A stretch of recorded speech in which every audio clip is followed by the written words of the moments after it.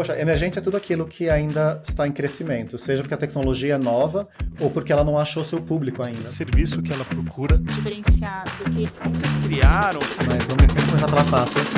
E tem muitas formas, né? Tem tecnologias emergentes de infraestrutura, desde extração de carbono até a forma que a gente transmite energia para o consumidor final, os gadgets, os devices que a gente usa. Tem muita coisa invisível que nos afeta, ou por um fator de sustentabilidade, ou por uma questão de preço ou de acessibilidade, né? Tecnologias novas prometem fazer melhor aquilo que as antigas já fazem, e aí com o tempo a gente vê se é verdade mesmo.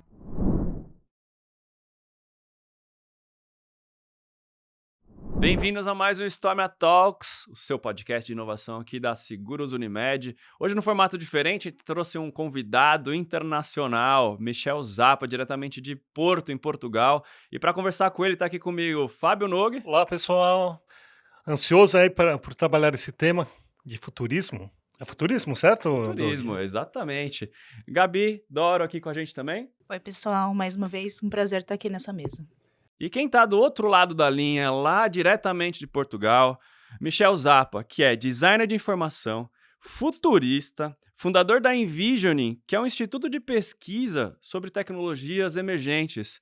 Bem-vindo, Michel. Tudo bem, cara? Muito obrigado, tudo ótimo. Feliz de estar aqui com vocês. Show de bola. Cara, primeiramente, como que você começou essa carreira de futurista? O que é ser um futurista? Poxa, futurista é um termo muito carregado, né? Ele tem uma conotação meio forte. Eu acho muito legal você ter levantado isso, porque, assim, eu me autodeclarei futurista. Eu tinha um interesse e uma sensibilidade e uma prática para olhar para o que eu acho para as coisas que eu via acontecendo, principalmente em tecnologia emergente, e uma espécie de coragem ou falta de medo de publicar e divulgar essas coisas. E aí, se acertar, acertou, se não, paciência, faça outra coisa. Então, eu tinha uma carreira até que relativamente tradicional, formado em comunicação aí em São Paulo, na SPM, e trabalhei em agência e passei por diferentes mundos de comunicação, mas eu acabei trabalhando numa empresa de tendências em Amsterdã um tempo, que me deu uma espécie de coragem de fazer, não, peraí, não é tão difícil, vamos tentar fazer uma coisa parecida aqui, e fiz isso dentro de um assunto que me interessa muito, que é a tecnologia emergente. E assim, cara, qual que é a sua fonte de conhecimento no dia a dia para achar essas fontes emergentes de tecnologia? O que você considera emergente? Poxa, emergente é tudo aquilo que ainda está em crescimento, seja porque a tecnologia é nova ou porque ela não achou seu público ainda, o que acontece muitas vezes. Tecnologias demoram, algumas delas, décadas para serem desenvolvidas, então não é imediato. E então emergente é tudo aquilo que ainda está em crescimento e tem muitas formas, né? Tem tecnologias emergentes de infraestrutura, desde extração de carbono até a forma que a gente transmite energia. Tem tecnologia emergente para consumidor final, os gadgets, os devices que a gente usa. Tem muita coisa tem muita coisa invisível que nos afeta, ou por um fator de sustentabilidade, ou por uma questão de preço ou de acessibilidade, né? Tecnologias novas prometem fazer melhor aquilo que as antigas já fazem. E aí, com o tempo, a gente vê se é verdade mesmo. E tem inúmeras direções para se olhar. Eu não me considero especialista em tecnologia nenhuma, em particular. Eu sou muito curioso pelo conjunto. Eu acho interessante olhar para a quantidade de tecnologias individuais e distintas de diferentes indústrias, setores, segmentos, países, regiões, né, olhar para o mais amplo para entender o que o ecossistema para onde o ecossistema está levando. Porque as tecnologias individuais podem rolar, podem não rolar, as empresas vêm, desaparecem, mas as necessidades por trás são bem permanentes, né? A vontade de ter coisas mais rápido, por menos custo, com menor impacto para o meio ambiente e assim por diante. Isso é meio certo, meio certeza. Michel, quando a gente fala nessa questão das tecnologias emergentes, como que você diferencia o que é hype do que aquilo que vai permanecer, que vai continuar a longo prazo e que realmente eu tenho que olhar? Ótima pergunta também.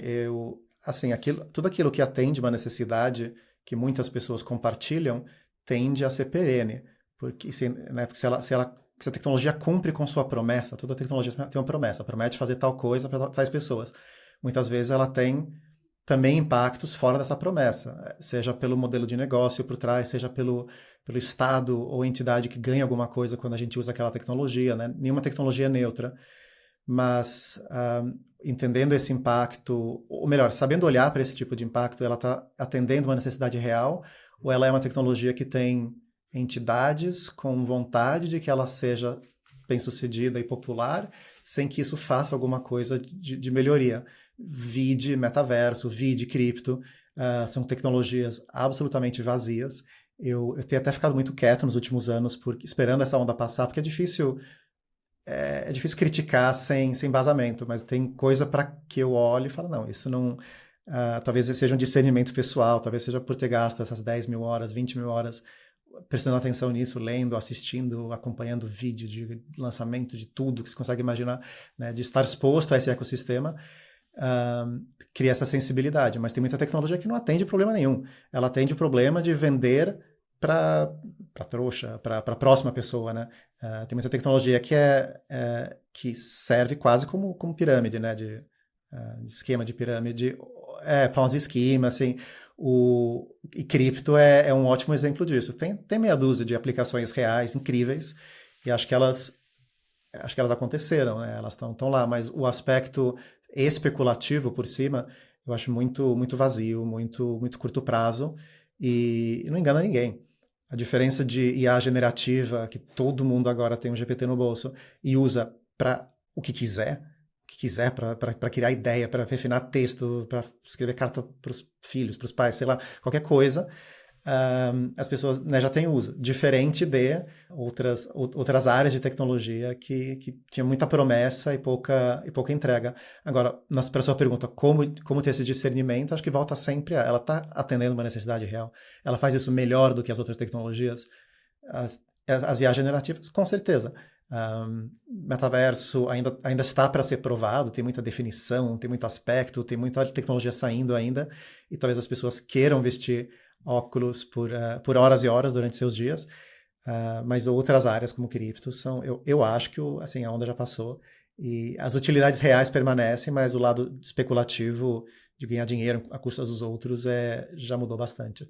Acho que da cripto fica muito blockchain, né, Nogue? Eu acho que o uso da blockchain pelas criptos conseguiu acelerar o uso da blockchain, né? Exato. Coisas em cima de blockchain, eu acho que tem muito chão ainda. Porque é uma tecnologia irreproduzível, né? Você não consegue fazer isso com um banco de dados particular. Ela só funciona por causa dessa abertura. Agora, quais utilidades e quanto que vale isso é muito menor do que o tamanho da promessa de muita especulação. Enfim, toda a indústria passa um pouco por isso. É saber o que diferenciar do que é real e do que é puro marketing, né? É quase isso. Sim, e o que vai resolver um problema de alguém? Porque marketing todo mundo vai tentar fazer. Mas como enxergar através disso, não sei se tem resposta fácil. Acho que tem que criar esse discernimento e conhecer um pouquinho o lado técnico, isso ajuda sempre. Ô Michel, quando uma empresa procura Envisioning, o que ela está procurando? Que tipo de serviço que ela procura? E o que ela deveria procurar? Ótima pergunta. Empresas que nos buscam estão sempre voltadas... Organizações, eu digo, porque a maioria não é nem empresa. A gente trabalha muito com órgão não governamental e governamental, que às vezes são empresas e muitas vezes não são simplesmente agências. E eu digo isso porque o que as organizações têm em comum elas têm quase sempre uma competência de inovação acontecendo, então elas estão mapeando sinais de mudança, estão acompanhando o seu mercado, a sua indústria, já estão fazendo um esforço em casa para enxergar o que está acontecendo e fazer previsões, muitas vezes com recurso externo. Aí ele chegou na gente. Então, muitas vezes somos um fornecedor de sinais ou do mapeamento desses sinais usando nossas ferramentas de visualização. Então, nós ocupamos uma intersecção entre projetos de inovação voltados para o futuro, voltados para novos negócios, com um viés em tecnologia, com um processo de tomada de decisão, porque nós criamos em casa uma ferramenta de visualização de dados que é usada para a projeção desses relatórios. Então, o que nós fornecemos é um relatório não linear para esses clientes, que pode ser usado internamente ou externamente. Então, temos alguns clientes que são absolutamente fechados com os dados, só eles podem olhar, tem que ser trancado a 7 chaves, e outros que usam como marketing, como promoção, como divulgação, para mostrar, olha o quanto que a gente entende junto com esse instituto, olha quanto que a gente entende deste mercado, para as tecnologias em particular, e como é que elas se configuram, o quão prontas elas estão, quão impactantes elas podem ser. Isso é corroborado com experts, que podem ser internos ou externos. Então, quando a empresa aplica uma pesquisa dessa, ela pode fazer uma avaliação de experts de maneira interna. Temos aqui 50 tecnologias que vão mexer com o nosso negócio. Quanto que o nosso corpo de funcionário conhece, já foi exposto a isso, já trabalhou com isso, para fazer uma espécie de raio-x interno, para entender não só quais são as tecnologias, mas quanto que a empresa está preparada por eles. Isso é um tipo de trabalho que a gente faz a partir dessa pesquisa, desse levantamento de sinais. Ou pode ser corroborado por experts externos. Então, quanto que o mercado acha que essas tecnologias são importantes para uma empresa no mercado X. Isso pode ser comparado, enfim. Esse tipo de análise de dado é um pouco a essência do que a gente faz dentro da coleta de sinais. Tem uma das coisas que eu acho legal da Envisioning, que vocês criaram o Tech Detector, que é uma plataforma de detecção de novas tecnologias emergentes. E, cara, eu já mostrei para alguns amigos, os caras ficaram, cara, que demais, que você pega o setor que você quer ver que tipo de tecnologia está sendo aplicada, o que tem de possibilidades. A gente aqui fala muito de Insurance Tech e Health Tech. Como que vocês criaram o Tech Detector?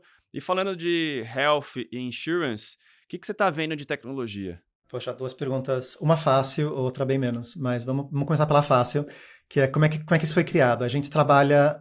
Na Alemanha, a gente trabalha com a GIZ, que é a corporação alemã de colaboração internacional. É uma espécie de empresa pública, não tão diferente do nosso BNDES, só que voltado exclusivamente para desenvolvimento industrial e tecnológico fora do país. Eles trabalham muito no Brasil e trabalham em 200 países. Esse é o nosso parceiro. Então, eles têm interesse em divulgar conhecimento na área de desenvolvimento sustentável, voltado tanto para o desenvolvimento de baixo impacto, quanto para a igualdade de gênero. Então, o que fizemos? Nós olhamos para mais de 150 tecnologias, não voltadas para a sustentabilidade propriamente, mas tecnologias que estão acontecendo, coisa como blockchain e muitas outras, em todas as indústrias e setores imagináveis, e fizemos uma análise de impacto dessas tecnologias, parecido com aquela análise comentada agora na última resposta sobre experts internos, externos, etc. Fizemos algo muito parecido. Então, temos lá um índice de mais ou menos todas as tecnologias que estão em desenvolvimento e que estão ganhando peso, né, pelo mundo, e uma espécie de análise em cima disso, de como que isso promove, melhorando ou piorando a igualdade de gênero e quanto que isso melhora ou piora a questão de sustentabilidade em diferentes aspectos, sustentabilidade econômica, ecológica e assim por diante. Então, tem indicadores e subindicadores. Isso tudo é aberto, é absolutamente público, livre, grátis, publicado em techdetector.de, de por Alemanha e Deutschland, porque a nossa empresa sempre teve como intenção e meio que, assim, a estrela norte, a estrela polar, de abrir a maior quantidade de pesquisa possível. A gente sempre promoveu muito isso, sempre divulgou muito.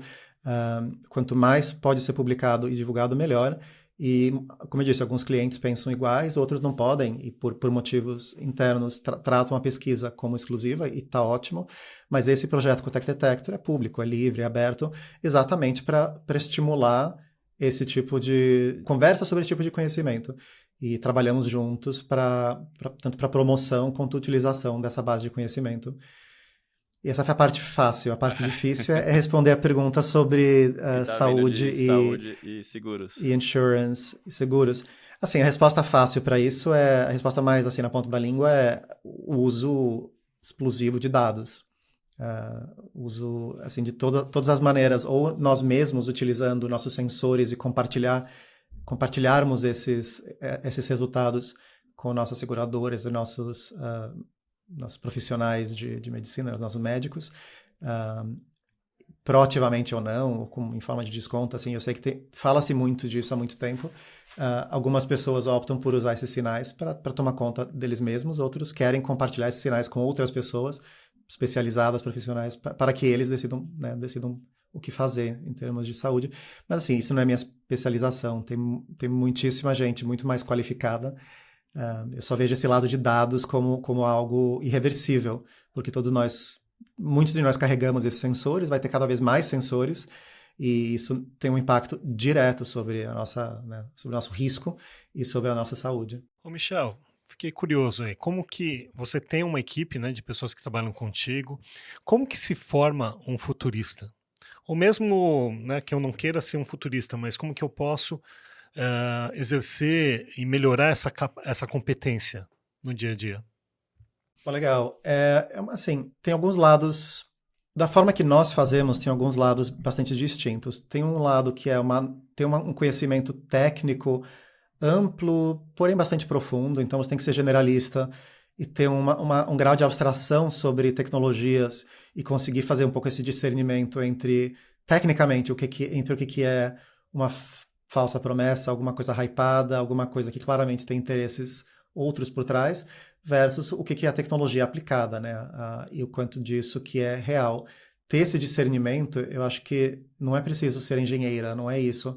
É preciso ter um conhecimento técnicro e, ao mesmo tempo, amplo, conhecer diferentes áreas com alguma profundidade, conseguir falar sobre o state of the art, assim, o cutting edge, o que está acontecendo agora na ponta da ciência, da tecnologia, e conseguir traduzir isso para o que é provável que aconteça.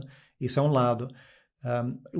Esse é o lado técnico. O outro lado é ter um discernimento sobre o que pessoas querem usar, que volta à história de cripto. Você com um olhar técnico, parecia a próxima grande coisa, não haverá bancos no futuro, altas promessas. Agora, no lado humano disso, não, peraí, o que está resolvendo de problema? Não, isso está só extraindo dinheiro de pessoas menos informadas. Isso não é tecnologia, isso é pirâmide. E ter esse discernimento é fundamental. Assim, a gente tenta trazer isso, muitas vezes de forma quantitativa, quando não de forma quali, a gente descreve, alerta. Nós tentamos ser um instituto que não olha tanto para o hype. O nosso principal concorrente, que é a Gartner, tem tem inúmeras maneiras de avaliar tecnologias, mas uma delas passa pelo ciclo de hype, que é talvez o que formou, de certa maneira, essa marca e de qual ela depende muito. Só que eu acho o hype uma medida muito falha, porque as tecnologias que mais mexem com a nossa vida são invisíveis. Imagina, você não ficar nem sabendo e estão lá, por trás das operações, acompanhando o que você faz, antecipando o que você vai fazer. Se passa por um ciclo de hype ou não, é completamente irrelevante. Então, a gente gosta de dizer que a nossa pesquisa, assim, a gente até olha para o hype, mas não é o principal fator no que diz respeito à prontidão tecnológica. A gente faz uma avaliação técnica, chama TRL, que é Technology Readiness Level, que é grau de prontidão tecnológica, que é um número de 1 a 9, que fala 1 é uma ideia, é uma ficção, é uma possibilidade, 2, 3, 4, 5, 6, 7, 8, 9, vai virando realidade, conceito, produto, tecnologia pronta para outras tecnologias serem construídas em cima. Tudo isso é premissa da nossa pesquisa, então ela é muito mais embasada em medidas e sempre que possível dados, para ter um pouquinho mais o pé no chão e não só olhar para quais empresas são mais valiosas, porque isso é diferente de quais tecnologias são mais importantes. Cara, como vocês fazem essas pesquisas? Assim, a gente fica curioso.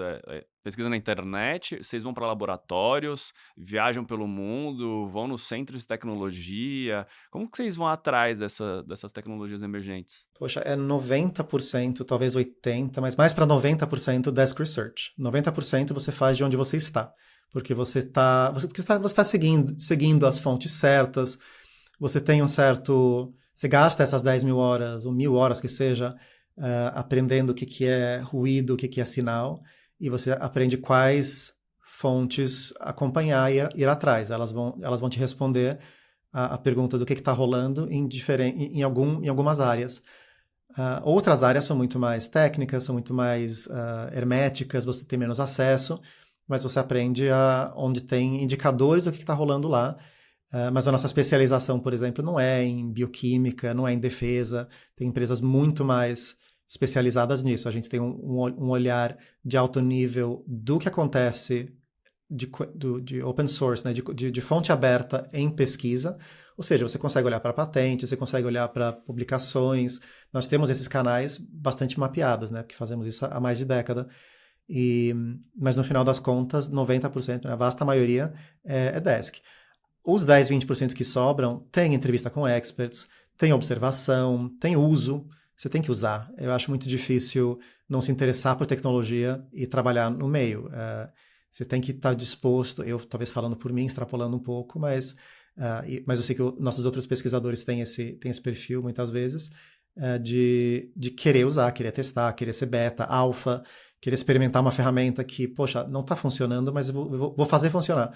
Alguém vai primeiro, né, os alfas, antes de chegar em beta, antes de chegar no público geral. Então, ter um pouco essa disposição, eu acho que vai longe, porque você cria um pouco de mais discernimento e mais sensibilidade, né, sobre o que promete funcionar e o que é só ruído. Você falou dessa explosão de dados, né, Michel? Como que a computação quântica se insere nesse contexto? E se você entende que ela vai estar disponível em breve aí, até comercialmente? Eu vou ser a primeira pessoa a falar que eu estudo isso desde que eu me conheço por pessoa curiosa, eu acompanho o que acontece na fronteira traduzido para leigo, porque eu não sou físico, e eu não sei descrever direito a resposta para sua pergunta. Tipo, eu me informo profundamente, mas eu não quero palpitar com muito, porque é uma área que eu não conheço. Eu sei que tem muitas aplicações, algumas já práticas, desde modelagem de produtos, né? Você consegue fazer certo tipo de computação de maneira não linear, né? De maneira não totalmente diferente da computação tradicional, que tem utilidade em algumas áreas. E desde descoberta de fármacos, né? Drug discovery e testes e tal, diferentes tipos de simulação e diferentes tipos de criptografia. Eu sei que tem assim, meia dúzia de áreas em qual a computação quântica, a partir de uma certa quantidade de qubits, consegue fazer um salto quântico, né? Um salto descontínuo. E eu sei que está acontecendo em certas áreas, com custo ainda computacional alto, porque os qubits estão sendo simulados, eles não estão acontecendo de fato. Você tem porque a fidelidade de qubit ainda é muito baixa, você tem muita perda e não se sabe exatamente o que fazer a respeito, então os qubits estão sendo simulados. Mas a simulação, para cada bit, você precisa de uma quantidade exponencial de computação em cima disso, o que também dificulta. Eu só sei, assim, não é nada, mas eu não tenho muito palpite sobre para onde isso vai. Assim, eu sei que eu posso até apontar pessoas que manjam muito mais disso, que eu adoro conversar com eles e ouvi-los, mas depois para traduzir sem falar besteira é difícil. Certo. Ô Michel, geralmente, quando as corporações trabalham com planejamento estratégico e tudo mais, muitas vezes o que se trabalha é uma extrapolação até do passado, né? Então a gente avalia a nossa experiência passada, verifica assim, o que a gente quer aprimorar, quer trabalhar. Como que uma corporação ela pode aprender a trabalhar e trazer esses insumos, né, de foresight, de futurismo, para que ela possa ter um protagonismo maior no seu mercado? Acho que nem agora há pouco, tem uma resposta fácil, uma mais difícil. A mais fácil é você internalizar esses sinais, e você começar a fazer alguma coisa a respeito, no sentido de acompanhar. E eu acho que a maioria das empresas já faz isso. Tem um departamento, tem uma especialista, tem um núcleo, tem uma verba dedicados a acompanhar o que acontece no seu setor, no seu segmento, promover essas discussões internamente, trazer pessoas como eu, para falar, palpitar, abrir a cabeça, isso acontece, mas essa é a parte fácil. Isso só te coloca no mesmo grau que assim, ele só te tira do atraso, por assim dizer. O mais difícil é se tornar uma empresa ágil. E muitas vezes as corporações não são, elas são corporações porque elas conseguiram criar rigor em volta de certos processos que são imutáveis. E inovação, no sentido mais assim, próximo, é você mexer nessas coisas imutáveis. Fala, tá, vamos questionar isso aqui? Vamos repensar esse processo, essa forma de decisão, essa necessidade. A gente tem certeza sobre isso aqui, sobre o nosso cliente. Tá, mas se você esquecer dessa certeza e pensar em outras vertentes, o que se torna possível, então? E isso acontece muito menos. Essa é a parte difícil. Fácil é fazer teatro, é mostrar que você acompanha, mas talvez fale demais. Eu não quero mexer em feridas. Não, mas a gente acredita muito nisso, né? Que quanto maior a corporação, mais difícil ela inovar, né? Porque tem tantas amarras, cara, e tem tanta dificuldade, às vezes, de algumas lideranças e mudança de status quo, que o cara fica com medo de inovar também. E aí, quando percebe, já vê uma onda. Vê uma onda que leva ela de tsunami, que leva ela embora. eu concordo muito. Na minha visão, como tendo tido a oportunidade de empreender também, e você aprende muito sobre os incentivos e as formas que as empresas são desenhadas e por quê. E essa antagonia entre inovação, de fato, e empreendedorismo é real. Assim, você se torna fruto do meio em que a empresa nasce, né? Então, se ela nasceu em 1950, aquilo vai estar impresso em lugares que você nem imagina. E mesma coisa nos anos 80, a mesma coisa nos anos 2011, 12, sei lá, quando comecei a minha empresa, que é diferente de quem está começando hoje. Você começa com totalmente diferente conjunto de valores e necessidades e tal. E a corporação bem-sucedida, ela é completamente hierárquica, fechada, amarrada, ela é desenhada para aturar qualquer ventania, né? E a inovação tem que falar, tem que chegar, não, vamos parafusar isso aqui e ver o que acontece. Não, a organização tem formas, né? Ela reage como um organismo, ela vai tentar expelir aquela coisa que está tentando mexer em alguma coisa que nunca foi questionado. Esse é o dilema do inovador, do Christensen, né? Justamente está navegando, está bem, então por que mexer? Por que vai mexer? E alguém vê uma oportunidade disruptiva de fora e consegue entregar isso, né? Entregar maior valor com o mesmo preço, de uma maneira que a empresa... Assim, uma forma prática de empresas fazerem isso é colocar pessoas fora da empresa, né? Spin-offs assim, ou acqui-hires, assim que as empresas já fazem muito isso. Inovar dentro tem algumas vantagens, você tem escala e velocidade, e inovar fora, com empresas paralelas, você tem muito menos controle e talvez mais chance. Mas mesmo assim, eu não entendo suficientemente desse processo dentro de corporações para conseguir palpitar, mas é um caminho também de você inovar fora da empresa. Cara, das tecnologias que você está monitorando agora, qual que foi a mais cabeçuda, assim, que você falou, cara, essa daqui, bicho vai pegar. Não posso falar. Não, assim, tem uma resposta muito óbvia, que são as IA generativas. Porque há muito tempo... Assim, eu posso falar sobre tecnologias que eu observo, mas eu não posso falar tanto... Mas eu não uso elas. Eu posso falar que sou fascinado por dessalinação, mas assim, eu bebo água e eu não sei a fonte da minha água. Ela provavelmente não foi dessalinada e eu não vou conseguir comprar uma água dessalinada. Ela vai ter um impacto gigantesco, coletivo, individual. Talvez eu beba ou não, talvez não fico nem sabendo. As tecnologias que a gente tem um impacto pessoal é outra categoria. Nesse âmbito, assim, GPT e variantes, principalmente GPT, tem sido disruptivo para tanta coisa, porque só o processo de você descobrir o que o sistema faz bem já é uma viagem. A forma que isso foge da sua... por um lado, você tenta reproduzir aquilo que você sabe fazer. Então, a primeira coisa que eu comecei a fazer de GPT foi quais são as tecnologias interessantes para os próximos 5, 10 anos e tal. E achei ótimo, porque ele não sabe. Fala umas coisas muito óbvias. E fala o que os consultores falam, que é IoT, metaverso, umas coisas muito vazias. E sendo que as tecnologias mais granulares e mais específicas é um pouco mais difícil de GPT achar. Mas você começa explorando o que ele já sabe daquilo que você sabe. Aí, tendo coberto isso, começa a pensar, tá, o que ele sabe que eu não sei? E como é que você cresce o seu âmbito a sua esfera de conhecimento? Como é que você começa a usar isso em grupo? Como é que você traz isso para dentro de uma tomada de decisão, de uma contratação, de uma área? Como é que você estimula os seus colaboradores a mostrarem o quanto que eles sabem e não esconder o uso, como eu tenho visto muito. Tipo, não posso nem falar para minha chefe que usa GPT, vai me demitir. Assim, talvez esteja exagerando, talvez não. Eu sei que do nosso lado, assim, só estimula o uso. Tem que usar muito e descobrir todos os limites da ferramenta.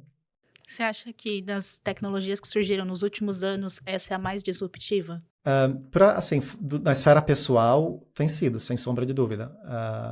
Coletivo, ainda é muito cedo, né? O próprio chat saiu há menos de um ano. A explosão de geradores de imagem começou há menos de 18 meses. É muito recente. Eu não acho que vai desacelerar e eu não acho que vai parar. Eu sou aceleracionista nesse sentido de o que está acontecendo vai continuar acontecendo e vai acontecer mais.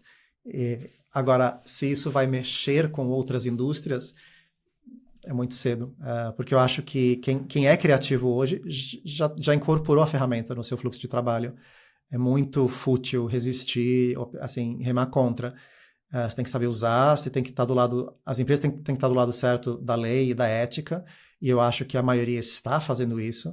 Eu estou acompanhando muito de perto, assim, dentro do possível, as questões, as implicações disso, as questões éticas, morais e legais, e as empresas estão agindo, assim, tem enviesamentos reconhecidos, está se falando muito das restrições e limitações dessas ferramentas, e está se fazendo bastante, muito mais do que, sei lá, com mídias sociais há 10, 15 anos, quando estava começando a explodir, e que o único jogo era como é que a gente extrai mais a atenção das pessoas, né, os eyeballs. Essa era a única conversa. Com as IA generativas, está sendo bem diferente. Então eu vejo muito mais responsabilidade nas conversas. Michel, considerando o conhecimento que você tem até de tecnologias emergentes, se o seu filho fosse pedir algum conselho de carreira, qual conselho você daria? Sim, há uma resposta óbvia que é desenvolvimento, mas mesmo os desenvolvedores estão dizendo que talvez não, porque GPT, o Copilot e tal, faz isso melhor. E eu acho que assim, ter um conhecimento técnico, se a pessoa tem afinidade, é sempre muito rico. Eu não sou engenheiro, eu considerei, mas acho que o meu conhecimento matemático sempre foi um pouco aquém, ou a minha disposição de aprender matemática sempre foi um pouco aquém. E então não fui nessa direção, eu fui muito mais como generalista do que como especialista. Eu não posso recomendar isso porque não é para todo mundo. É muito cheio de surpresa, talvez, tentar ser, né, dono do seu próprio nariz, empreender. Eu já aprendi que não é para todo mundo. Eu saía recomendando para todo mundo no começo, tipo, não, seja seu próprio chefe, é incrível. Não, é horrível. Até bater É a horrível, pandemia, é muito... até bater a pandemia, de tudo desmoronar. Foi um pouco isso mesmo. Não, porque as incertezas sobram para ti, né, como empreendedor, né, resta só para uma pessoa. E claro, estamos aqui, sobreviventes de pandemias, todos nós, mas o que mudou talvez seja irreversível e eu talvez não recomendo mais você fazer seu próprio negócio. Trabalha para as pessoas legais e boas, porque existem, e muitas vezes estão fazendo coisa nova, estão fazendo coisa diferente, que parece improvável ou difícil, mas acho que uma coisa muito rica da tecnologia é que ela permite, né, a disrupção, né, ela permite o salto. Você não tem que... Você não luta de igual para igual. Todo mundo está no mesmo... Tecnologicamente, todas as empresas estão mais no mesmo patamar. Claro que algumas têm bilhões a mais para investir em P&D, então não é só assim. Mas criar tecnologia, ser razoavelmente disruptivo da sua própria garagem, por assim dizer, é muito... Acho que ainda é viável. Eu não acho que esse seja um mito contado pelos sobreviventes. Eu acho que a tecnologia permite muito isso, de você sair do zero, criar uma coisa que é genuinamente original, diferente e necessária no mercado e conseguir saltar certas etapas. Ela não anula nenhum tipo de problema institucionalizado, hierárquico ou herdado que a nossa sociedade tem, que são tantas, e ela muitas vezes perpetua problemas existentes, acesso, banda, equipamento moderno, custos de importação de tecnologia no Brasil, tudo isso opera contra, né? Mas apesar disso, tem um lado bom. A Envision hoje ela atua globalmente, né? Como você coordena esse time, assim, e aplica novas tecnologias? Vocês veem as tecnologias e falam, gente, onde vocês estão aí? Vamos testar o GPT novo aqui, ou o chat, alguma coisa. Como que você trabalha globalmente junto com essas tecnologias? Muito tempo no Zoom, muito tempo no Slack.